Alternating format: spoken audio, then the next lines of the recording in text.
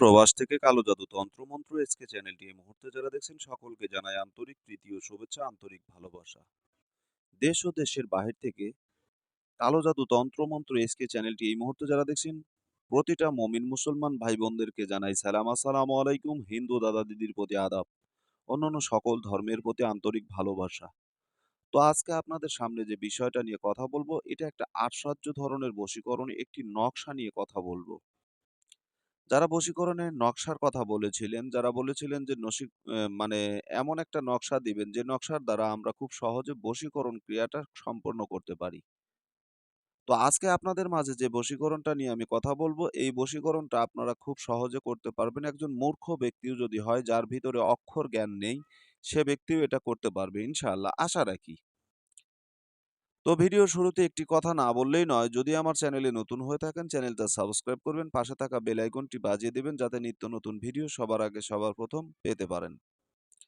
আজকে যে বিষয়টা নিয়ে কথা বলছি, এই যে বশীকরণ ক্রিয়াটা, এই বশীকরণ ক্রিয়াটার প্রত্যেকটা বিষয় নিয়ে আপনাদের সামনে আমি খুব সহজেই মানে অল্প স্বল্প কথার ভিতরে বোঝানোর চেষ্টা করব যাতে আপনারা খুব সহজেই এই বিষয়গুলো বুঝতে পারেন। এটা হচ্ছে বশীকরণের নিয়ম।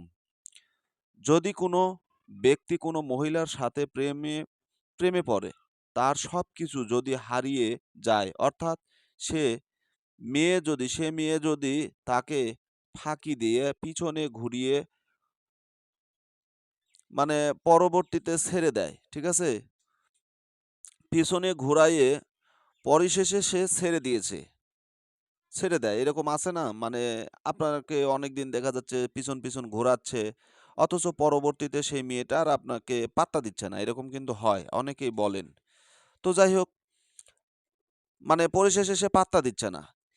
এই প্রকার মানে দুষ্ট মেয়েকে যদি সত্য এবং একনিষ্ঠভাবে তার প্রতি আপনি তাকে যদি আপনার প্রতি আকৃষ্ট করতে চান বা করতে হয়, তাহলে আপনার যেটা করণীয়, ঠিক আছে?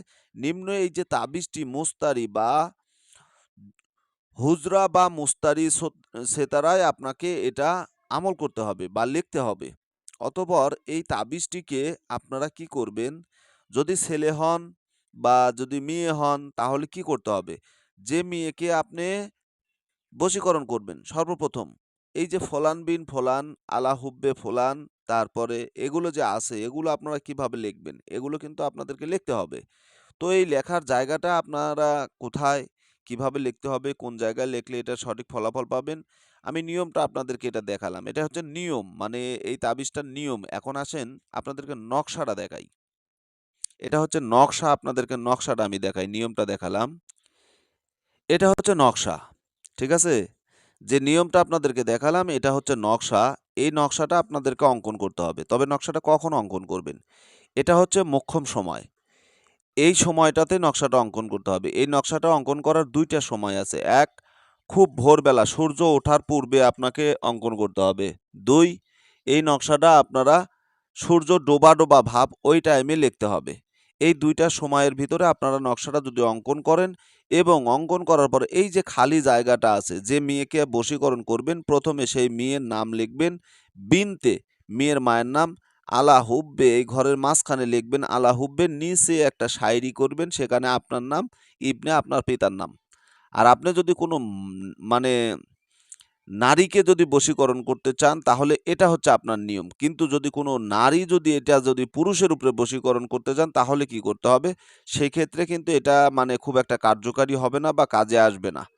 তো এই বশীকরণ ক্রিয়াটা সম্পূর্ণ মেয়েদের, মানে নারীদের উপরে। এই বশীকরণ ক্রিয়াটা আপনারা মেয়েদের উপরে করবেন। এটা মেয়ে ব্যতীত মানে কোনো পুরুষের উপরে এটা বশীকরণ খুব একটা কার্যকরী হবে না। তো এটা সম্পূর্ণ নারীদের জন্য। তা আশা করি বুঝতে পেরেছেন। ভালো থাকুন, সুস্থ থাকুন। কালো জাদু তন্ত্রমন্ত্র এসকে চ্যানেলে নতুন হলে চ্যানেলটা সাবস্ক্রাইব করবেন, পাশে থাকা বেল আইকনটি বাজিয়ে দেবেন যাতে নিত্য নতুন ভিডিও সবার আগে সবার প্রথম পেতে পারেন। আল্লাহ হাফেজ।